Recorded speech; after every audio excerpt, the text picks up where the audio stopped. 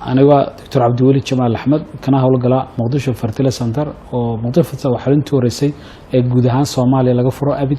ee ka shaqeysa arrimaha infertility-ga rag iyo dumarba maanta barnaamijka mawduucan ka hadlayna waa obesity and infertility ee buurnaanta iyo dhasha siyaabaha ay isku saameeyaan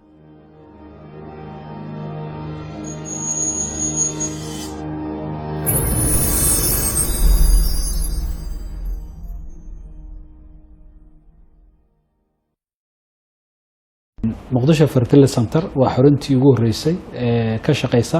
arrimaha infertility-ga ee rag iyo dumarba isla markaana guud ahaan laga asaaso Soomaaliya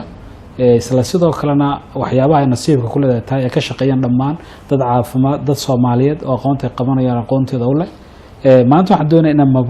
mawduuc aad iyo aad u muhiim ah aniga Dr. Cabdiweli Jamaal Axmed aan ka hadlo mawduucaas oo daaran ama ka hadlayo inaan bulshada u gudbino waxyaabaha u badan ka shaqeynaa maadaama yihiin arrimaha infertility-ga waxaan ka hadli doonaa obesity and infertility buurnaanta iyo infertility-ga maxaa iskaga xidhan inaan ka hadalno topic-gaas ka hadlayna duleeda horta marka koowaad waxa muhiim inaan dul istaagno waa maxay buurnaantu ama qofka goorma la oran karaa qofka dumarka way buuran tahay buurnaanta sida waxa lagu qeexaa a condition of excessive body fat that negatively impact body's health waa xaalad caafimaad waa bururti oo jirka qofka ku badata kaas oo si saamaysa caafimaadkiisa dib su'aashu waxay tahay category ama noocyo loo kala qaado buurnaanta ma jirta mise ma jirto waxyaabaha sida la isku waafaqsan wax weeyaan goorma la oran karo qofkaas waa buuran yahay qofkaas waa dhuuban yahay waa ma buurna goorma la oran kara mid waxa weeyaan qofka dumarka ama qofku markuu body mass index-kiisu uu ka yar yahay 18.5 waxa la oran karaa underweight waa qof miisaankiisa ka yar qofka waxa la oran karaa waa normal body mass index-kiisu markuu yahay maxay toolahayday 25 ilaa 29 marka waxa la oran karaa waa normal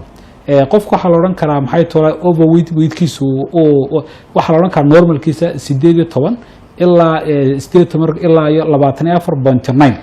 waxa la oran karaa qofka marka overweight-kiisu uu sareeyo markuu gaaro 25 ilaa 29.5 haddaba obesity-ga ama buurnaanta xadka baxa qofka marka uu naxay ama waxa la oranayo dumarka gaaraan saddex nooc obesity-ga saddex category ama 1 ama 2 3 baa loo qaybiyaa category obesity-ga wuxuu noqonayaa body mass index qofka dumarka markuu noqdo 30 ilaa 34.9 marka waxa la oranaya obesity 1 baa la oranayaa obesity 2 wuxuu noqonayaa markuu miisaankeedu noqdo 35 ilaa 39.9 noqdo markuu obesity 3 uu noqdo waxa oranaya waa body index markuu ka bato 40 marka saasa loo kala saara markastaba category oo raacayso ama qofka marka bukaanka aad dawo siinayso waxa muhiim ah dhakhtarku inuu garan karo category qofkani ku jiro iyo dawada la siinayo iyo age-ka intaas oo wax la isku wada miisaamo haddaba su'aashu waxay tahay gabadha buuran maxay kaga duwan tahay gabadha dhuuban sida la og yahay gabadha buuran inta badan waxa jirkeeda saaid ku ah ama waxa la yiraahdaa high circulatory level fat free acid waxa jirkeeda ku badan free fat acid ka ku badan taas waxay markasta sameynaysaa insulin-tina cariso insulin-ta jirkeeda marka ay ku badisana insulin bay keenaysaa taasna waxay keenaysaa hormoon androgen kale inay ku bataan sida laajligeedna ovarigeedii ama waxansideeda waxa saameynaysa inuu si loogu talagalay u shaqeeyo haddii su'aashu ay ka tahay wax weeyaan haddii saddex dumara ay isku xantoodu ay wada wanaagsan tahay tuumbadoodu ay wada fiican tahay age-koogu iskooda miduu yahay laakiin midna ay dhuuban tahay mid ay meel dhaxaad tahay midna ay buuran tahay su'aashu wax weyn teebaa ugu chance fiican in ay urka qaado markasta waxa ugu chance fiican gabadha meel dhaxaadka waayo gabadha waxa isku wada dheelitiran hormoonadooda oo dhameystiran gabadhan markay aad ka dhuuban tahay waxa saameynaya jirkeedu waxa ku yar adipose tissue fat-ki baa ku yar taas waxay keenaysaa estrogen-ki loo baahnaa inuu blood supply-ga ka raaco marka endometrium-keedu inuu yaraado oo la diyaar saa u dhasha u saameeyo sidoo kale gabadha aad ka buuran waxa dhacaysa in adipose tissue-ki estrogen fara badan lagu kaydiyo isla markaana estrogen-ki loo baahnaa la waayo xaddigii loo baahnaa xilligii loo baahnaa saas u saameynaya su'aasha markaynu ka nimaadno haddaba sidee bay u saameynaysaa marka laga hadlayo haddii ay excessive noqoto bururti ama qof ku badato ama deficiency ay noqoto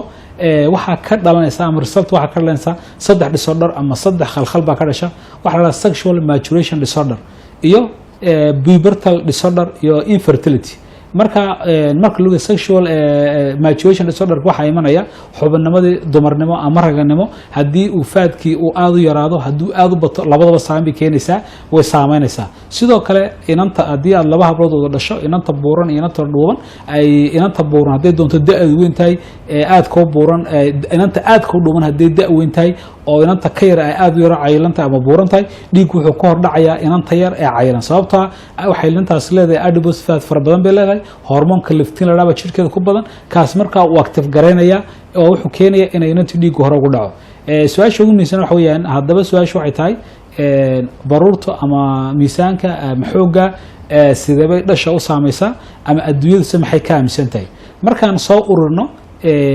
waxay u saameysaa 5 siyaabood baa la isku waafaqsan yahay inay dhasha u saameyso waxa la yiraahdo maxay toolahayd central infect marka central infect kalena macna waxay saameynaysaa hypothalamus ka saameynaysaa pituitary ka saameynaysaa sidoo ogsoonahay ama hypothalamus ka qaybta maskaxda hypothalamus wuxuu soo daaya GRH wuxuu soo daaya gonadotropin hormoneska marka la soo daayo gonadotropin hormoneskaas waxa active karanayaan pituitary waxay ku qasbayaan inuu soo saaro hormoonada FSH iyo LH ay soo saaro sida la ajligeed hormones waxay u sabab noqonayaan in ayagu shaqadooda ovary ay tagaan oo shaqadooda ay ka qabsadaan sida labaad qaybta labaad saameyn waxa kale peripheral infect uu ku saameynaya wuxuu saameynaya ovary iyo oocyte ovary maadaama ay fat barajito uu saameynaya oo hormoonadii uu soo saaray androgen iyo estrogen wixii isku dhismitrayaan sida la ajligeed oocyte kana uu saameynaya oo waxantii meesha ku keensanaydna iyadana saameyn bay ku noqonaysaa waxyaabo kale saameynaysa waxa kamid ah ay saameynayso direct infect of embryo waxanta lafteedina way saameynaysaa waxay ku kaas wax la lipotoxiosis bay ku keenaysaa iyadana saasoo saameynaysaa waxa kale saameynaysaa infect of endometriumkina way saameynaysaa endometrium waa hoyga oo ilmuhu galo marka hadii ay gabadhu buranta endometriumka sida loogu talagalay uma diyaar garoobi karo taasina waxay keenaysaa inay saameyn qofkii dumarka ku keento sidoo kale waxay ka ay saameynaysaa oo kale pregnancy outcome-kii ama hooyada inta badan markay caylan tahay inta badan ilmaheedu koritaankiisa uu yaraada ama abortion ama dhicita ama ilmuhu ka soo dhaca taana waxa ugu badan waxa u sababaysa hormoon isku dheelitirnayn sida qaalibka ama marka uur laga hadlayo ama hooyadu ay normal tahay markasta waxa la doonayaa hypothalamuska iyo pituitary-ga iyo ovary-ga inay wax soo systemka hadii ay hal meel oo kamid ay khaldanto macnuhu waa maxay waxa khaldamaya habdhiskii taranka ee qofka dumarka uurkiina ma saamaxayo marka taa laga hadlayo sida qaalibka waxa la yiraahdo two gonadotropin theory maxay laba gonadotropin waa FSH iyo LH sidoo labadaas marka la soo daayo FSH wuxuu ku dhaca granulosa cells buu ku dhaca two cells kana waxay noqonayaan granulosa iyo thicker cells FSH wuxuu siisaba uu la falgalaa granulosa cellski sidoo kale LH kana wuxuu la falga thicker cellski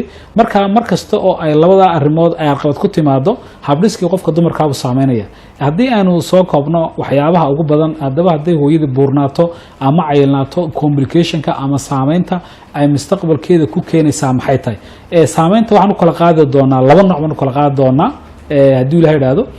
qaybta koobaad waxaan ka dhigaynaa hadii ay gabadhu xilliga dhasha ama xilliga qofka dumarka uur inay qaado ay filan tahay